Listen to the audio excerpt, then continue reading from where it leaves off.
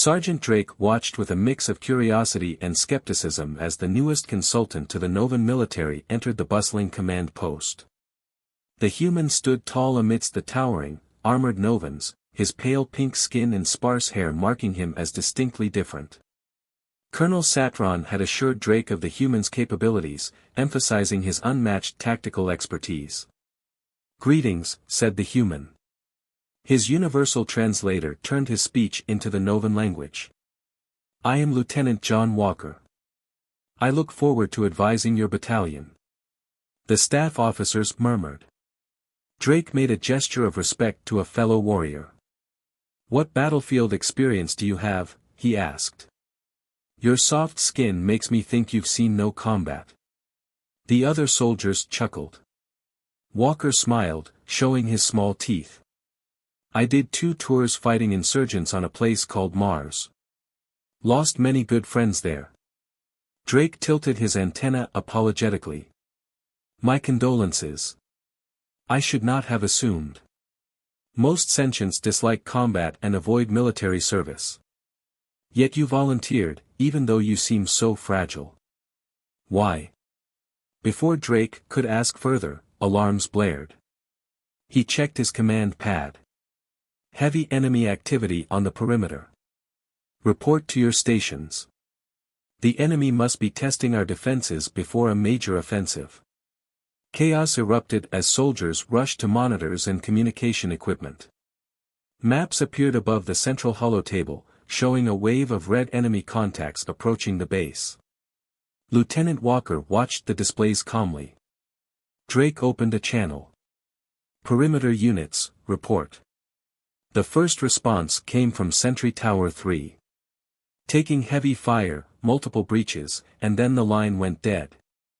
More red indicators blinked out around the perimeter." "They ambushed our sensors," said Drake. "What is their strategy?" He checked updates from long-range recon units, but the latest intel was now useless. Walker leaned over the table, eyes darting across the maps. "May I?" Drake nodded, and Walker called up a new tactical overlay.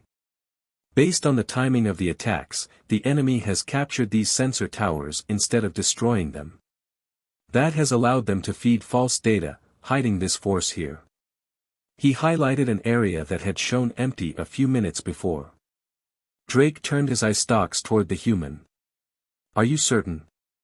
"It's what I would do in their position. A tactic insurgents often used back on Earth. Shall we reposition our anti-armor units to meet them?" "Do it," ordered Drake.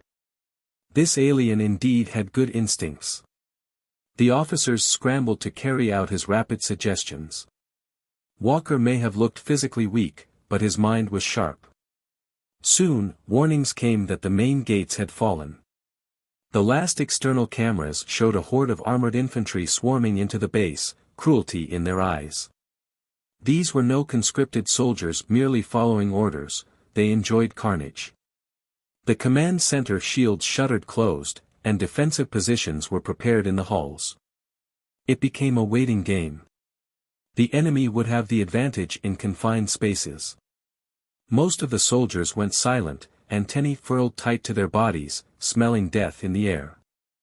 The acrid tang of explosives and scorched metal carried through the ventilators, along with the screams of the dying. Lieutenant Walker alone seemed unaffected. He hummed an alien song under his breath as he checked the scopes monitoring their barricades. When he caught Drake observing his calm, he shrugged. After years on Earth battlefields, this brings back memories. Drake considered him anew. "Your worlds must breed strong soldiers to harden you so." "True," said Walker. "Maybe when this fight is over, I'll tell you about jungle gorillas on Earth. They use surprise and savagery as weapons, as devastating as any plasma cannon. By comparison, these amateurs don't seem so frightening." The observation drew a harsh laugh from Drake. This human kept demonstrating unusual courage. Drake gave the gesture of respect, claws clacking together. "You do your species credit. Perhaps we may prevail yet if more fight like you."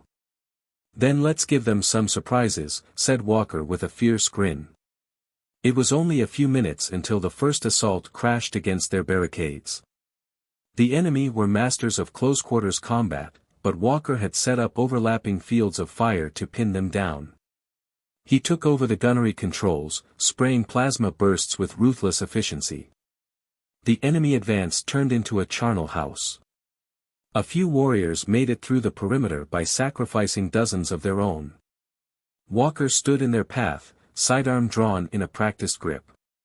He dropped two with clean shots between the eyes before they reacted. The third halted his charge, confused at the seemingly defenseless creature holding off battle-hardened killers. In that pause, Walker put a round through the weak joint at the neck, dropping the soldier instantly. Seeing Walker stand firm gave the Novan troops courage. For the homeworld, came the cry as they surged into a counterattack. Enemy warriors fell back, their ferocity fading against this unified defense.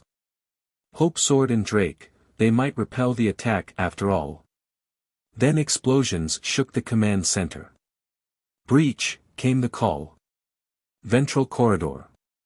Internal sensors showed figures moving in, doubtless a demolition team heading for critical systems. I will delay them, said Walker, racking his pistol slide. Get back up down here. Drawing a compact Novan combat knife, he rushed from the command center alone. Drake feared that without even body armor, the human stood no chance. But there was no time to argue with the brave, if reckless, warrior. The security feed showed Walker stalking down the corridor, hugging the walls. He paused just shy of an intersection, watching his motion scanner. When two hostiles came around the corner, he struck, moving inhumanly quick. He buried the knife to its hilt in one's throat.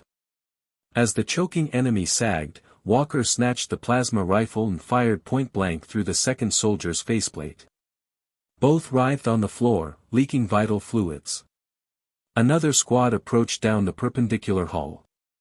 Walker tossed a primed grenade to flush them out, following its blast with streams of searing plasma.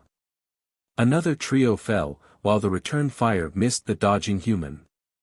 Walker ejected the depleted heat sink, slapping in a fresh one before the next wave attacked. His fluidity of motion spoke of decades surviving shootouts. Every alien was now fixated on the security feed as Lieutenant Walker held the corridor on his own. Stage by stage, he fell back, stopping at each intersection to set ambushes that left more foes dead. His sustained rate of fire kept the demolition team trapped in an unfinished junction, pinned by ricochets until reinforcements arrived. When Drake's troops finally battled through to the human's position, they found 15 enemy corpses dripping down the passages. Walker leaned casually on a door frame, grenades and ammo lined up for easy reach. He barely looked winded. Took you boys long enough. I saved a couple live ones for questioning. With slow menace, he slid a fresh clip into his pistol before grasping the knife again. Even the hardened Novan warriors gave him a wide berth.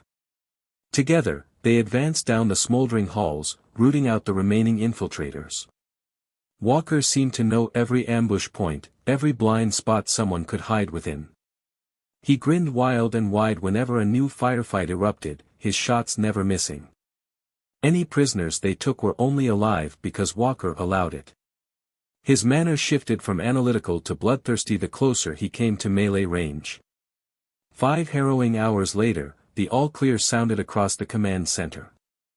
Less than a third of their base's defenders remained able to walk, but their enemy had been shattered against the walls they anointed with blood.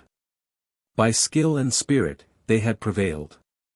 Officers and troopers alike gathered around their savior, covered in sapphire stains, clothes charred by plasma fire. Lieutenant Walker let his men strip away weapons and gear.